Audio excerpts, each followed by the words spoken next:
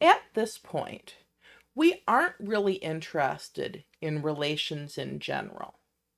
What we're really interested in is a special kind of relation called a function.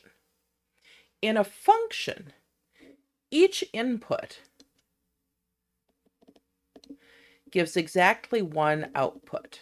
So when we have a function, if we know the input and we know the rule, there's only one possible output we could get.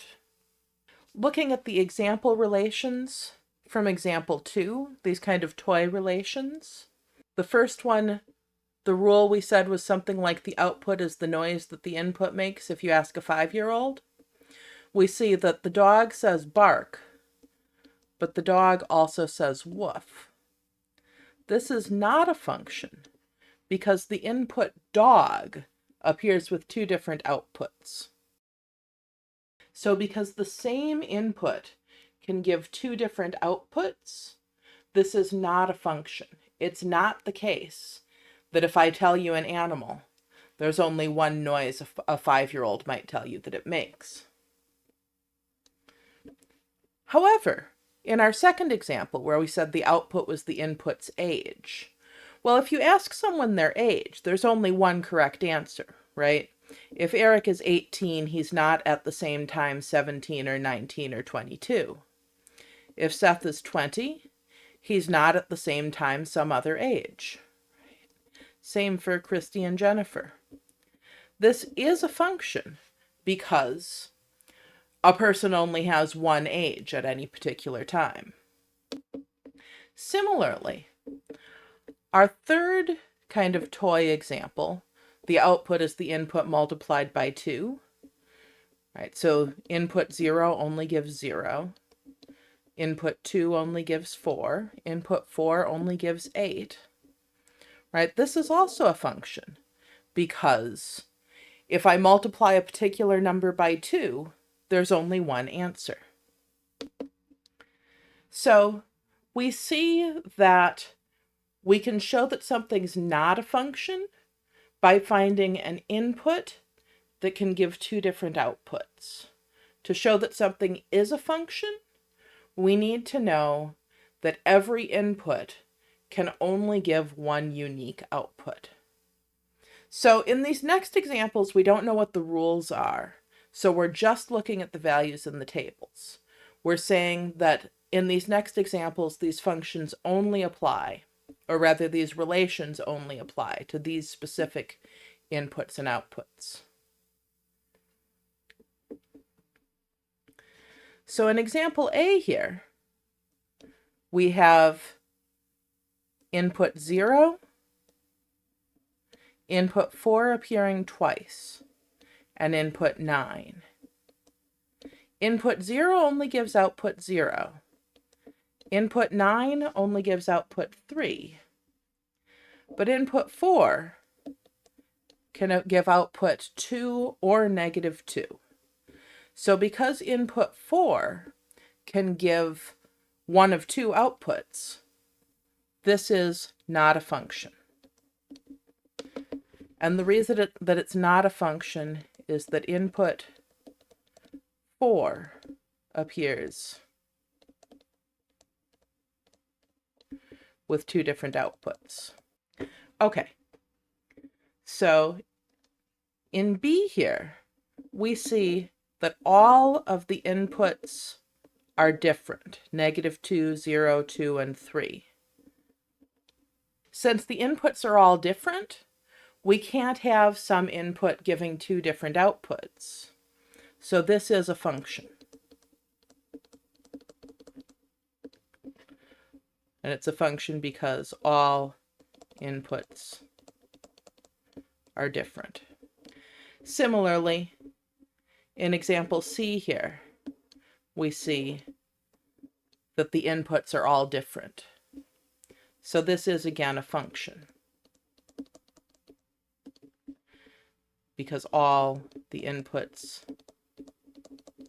are different, which means that there isn't anywhere that we have one input giving two different outputs. We can also look at the graph of a function. And of course, we're talking about the graph of a function for paired quantitative data. So in other words, our function has its input and output are both numbers. If we're looking at a relation where the input and output are both numbers, we can draw the graph.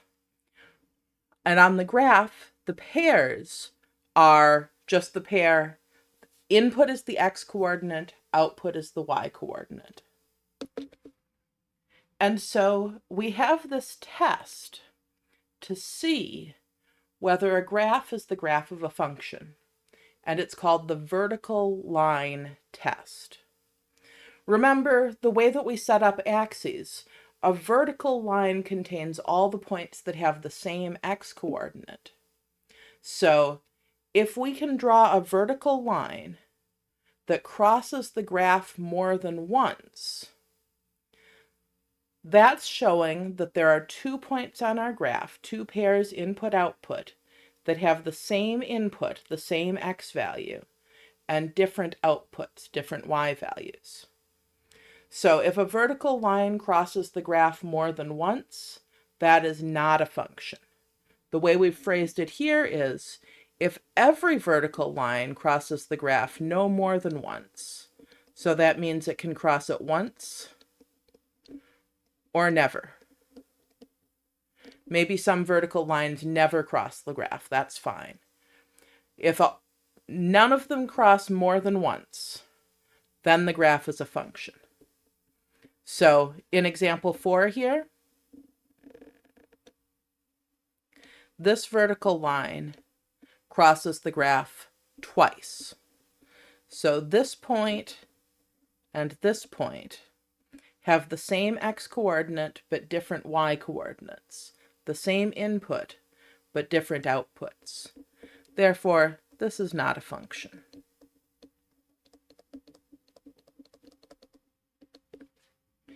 Contrast that with these other 2 graphs. On this graph, any vertical line that I draw only crosses the graph one time.